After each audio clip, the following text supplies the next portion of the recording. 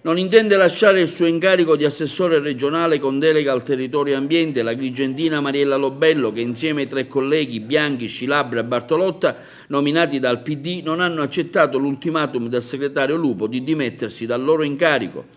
L'assessore Lobello sostiene che lei ha lavorato bene, non ha intenzione di mollare, concetto ribadito stamani ai nostri microfoni in occasione della visita istituzionale all'Istituto Leonardo di Agrigento. Il partito ha assunto una decisione in una direzione che secondo me non va assolutamente verso quella direzione di cui hanno bisogno i siciliani.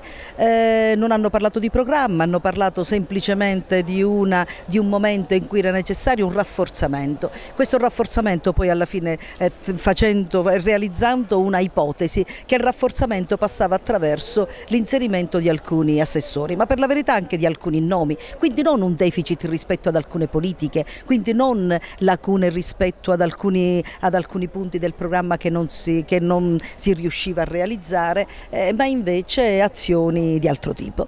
Quindi ho creduto, ma io credo che in questo avrei tradito io come cittadina, certamente non come assessore, il venir meno all'impegno assunto accanto al Presidente Crocetta, e quindi il no alle dimissioni sono questo, non sono un no al partito.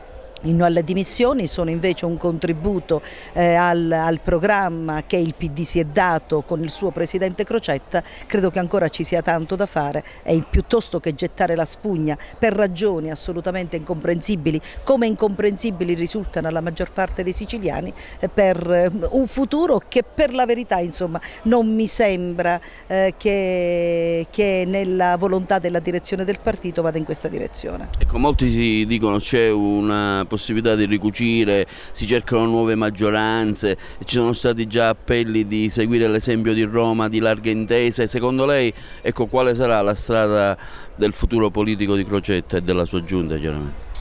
Io non lo so, perché io sono donna del PD come lo è Crocetta.